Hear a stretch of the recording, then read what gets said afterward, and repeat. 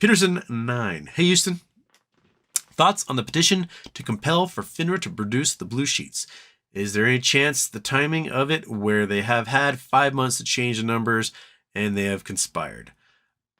Changing the numbers is going to be really, really, really, really, really hard, because if the blue sheets get released, and there's going to have to be all sorts of redacting because there's personal information and stuff that can't be released in the blue sheets. So we may have to go to some sort of special master who redacts things. But if it is released, you can then submit data from individual brokerages to compare. So you get this blue list of all the trades, all these brokerages, all those people making trades, and you can be like, okay, here's a whole bunch from eToro, right? So eToro, you give us your list, and you look at them, and if they're different, someone at FINRA is going to prison for falsifying evidence. So I don't think there's anybody at FINRA who's willing to go to prison for this. Like, their boss is like, I need you to doctor this data. And they're going to be like, okay, we know what's up. All those guys are lawyers and CPAs and all sorts of things that have to do all sorts of, deal with legal ramifications of what they do. So I don't think that they would doctor that, simply because it'd be really hard to find someone willing to go to prison for doctoring it. So, they're reluctant to release it because they know that's going to show what a shit show it was. And that's the reason why they're avoiding releasing it, is that they didn't do their job and they didn't regulate anybody. Matter of fact, they caused damage by not regulating or putting their thumb on the scale for those causing damage. And that's where we're going to end up. $1.41, they dropped down to as low as 82. They spiked again over $1 just this week and then dipped back down again. My guess is they're going for another dip.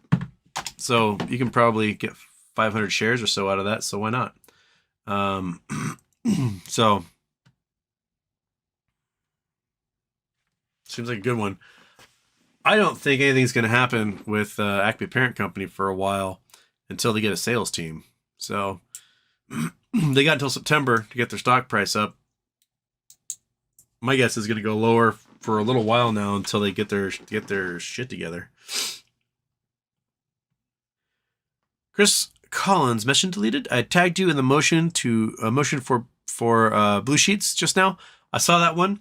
That was a motion in New York Supreme Court, which sounds really hoity-toity, but New York Supreme Court is just like a district court anywhere else. They just have a hoity-toity name. And the judge has 48 hours to make a decision. So hopefully Friday we'll hear. I'll probably do an after dark on Friday, so we'll talk about yay or nay, whether it worked. But they got the legal team that's doing the West Christian things for Berta and whatnot. They are Flamethrower, whatever they're calling themselves. So it's who was behind it, dude? Didi, what's his name? I can't remember. But they filed. There's a 48-hour window for the judge to say yes or no. So hopefully it says yes or no.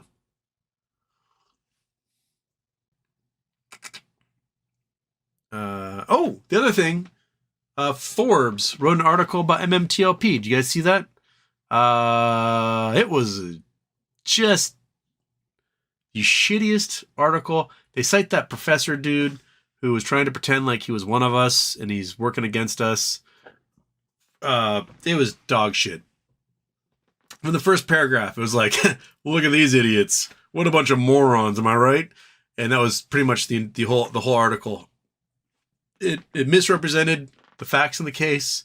It misrepresented FINRA's role in it. Misrepresented the SEC's role in it. The broker dealers, the short sellers. It's basically like these guys are a bunch of whack jobs, and there's a lady who dresses as a bird. Isn't that crazy? You just don't worry about them. And that was the Forbes article, and it was trash. It was a trash article by a trash person. And someone did some DD and found that the same author had cited the same professor in multiple articles in the past, all trashing shorted stocks and stuff. So it looks like they got themselves a gambit. Looks like this is what they do. They try to lend some gravitas to the short sellers and then stick it to everyone else. So, Forbes, swivel on that. B2B brand, the MMTLP crew posts every move they make in advance, easy to counter all their work. Flamethrower, as they like to call themselves, are so secretive, no one is sure they actually exist. Someone was tweeting about that earlier, pointing out the Sun Tzu thing about, keep your plans so airlock tight, no one knows what you're doing, and when you strike like thunderbolt. So yeah, but a lot of the MMTL people are in court, so whatever they do is going to be public knowledge anyway. So if you're doing stuff in court, there's nothing else that gets all public information.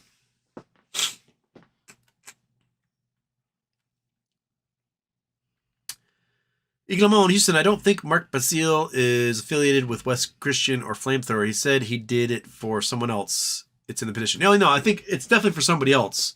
But I think his law firm and researchers are still attached. It's just a different client in a tangential or parallel thing.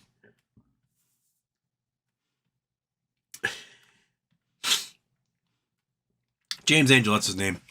Yeah. Chris Collins, James Angel called me a bot. Thinks we're crazy. The crowd started circling him. Yeah, he never responded to me when I pointed out that he has no idea what he's talking about. Even though I think I ratioed him on his tweet.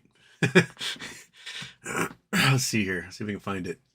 Go there. Go there.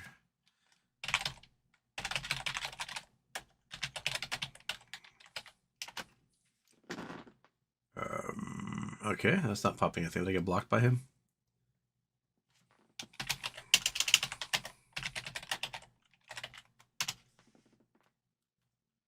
Where is he? I may have gotten blocked by him. He's not popping up anymore for me. Interesting. Am I spelling it differently? No, I'm spelling it right. Maybe it's Professor?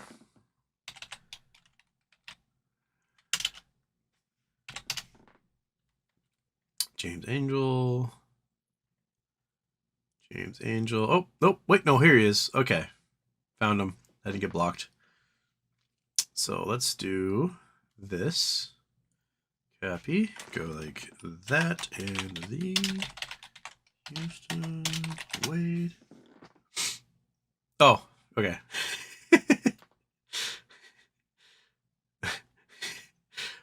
I didn't do much. So he writes, it's not FINRA's fault. They had no choice. My prime suspect is the management who engineered a security design not to be traded. In order for security not to be tradable, it has to be registered at the DTCC. Ask management why has it done so. Hashtag MMTLP. And I wrote, what the fuck are you talking about? And then everybody else is in here like, yeah, what the fuck are you talking about? Like, They don't have to register a DTCC. They don't want to be traded. They registered with the SEC. They didn't want to be traded. The SEC is here. DTC, everyone else falls under their purview. You register the top dog and say, hey, this stock's not going to trade. Then the SEC says, okay. And then everyone else follows suit. That's all you do. No, you don't have to register with the DTCC that you want your stock to be traded. You register with the SEC. And the SEC goes, cool. Well, we approve this merger. That's it. Done. They filed an S1 for it. The S1 was approved. Everyone else has to follow that. So, James Angel, you're full of shit, dude. This is, a month and a half ago? March 15th? Yeah. And it's 224 comments being like, what the fuck are you talking about? Over and over and over. Just one after another. Clowns.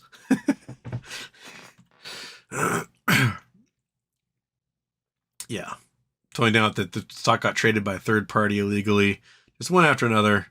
Just pointing out that they knew there was fraud going on over and over and over.